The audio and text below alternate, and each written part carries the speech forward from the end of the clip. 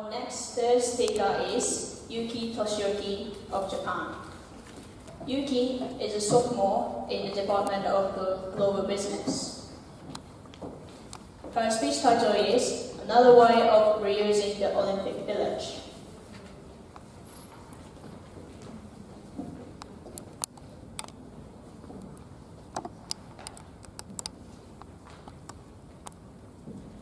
Good afternoon, everyone, and thank you for coming today.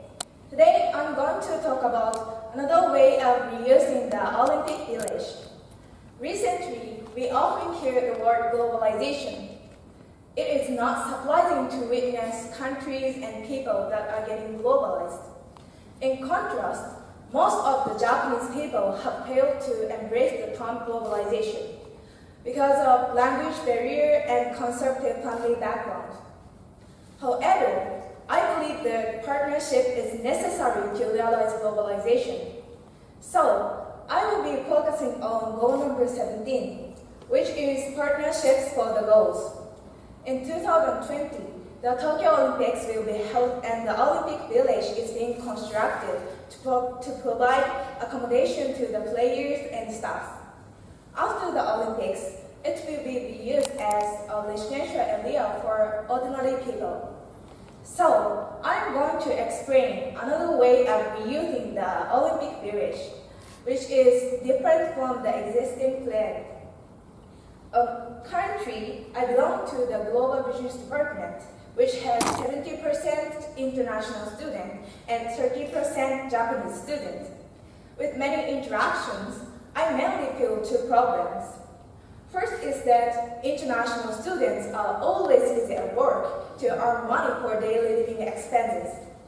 Consequently, this causes them to reduce or limit their time for study. Second one might be my bias and prejudice, because I feel some Japanese students lack global knowledge, flexibility, and creativity compared to international students. Now, here's my idea to improve these problems. How about reusing a part of the Olympic Village for dormitory for international students?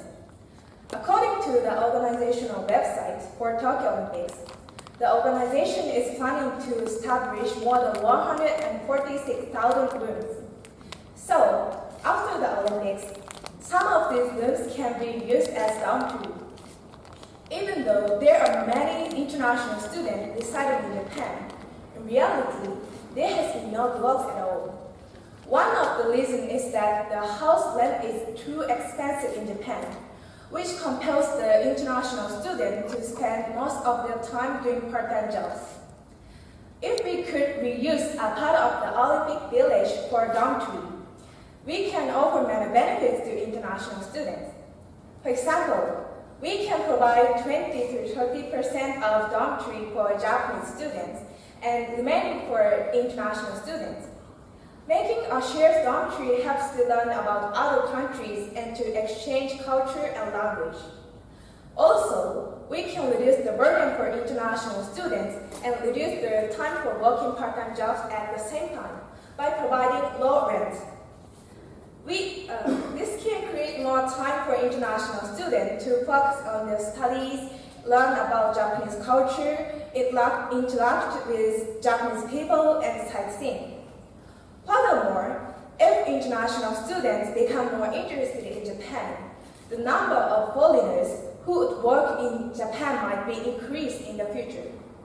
If so, Japan can bring in the creativity and flexibility from other countries, which can promote Japanese globalization.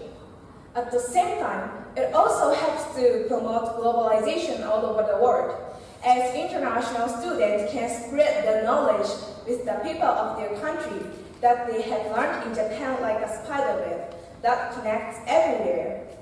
In conclusion, it is beneficial to reuse a part of the Olympic Village for Tokyo Olympics as dormitories for international students, because it can be a great opportunity for international students to utilize their time studying, learning about Japan and its culture. This also leads in contribution to globalization. I strongly believe that if this idea is implemented, we can create peace and happiness among the individuals.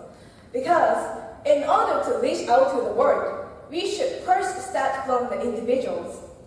This is what we can do for sustainable development goals or a sustainable society. Thank you for listening.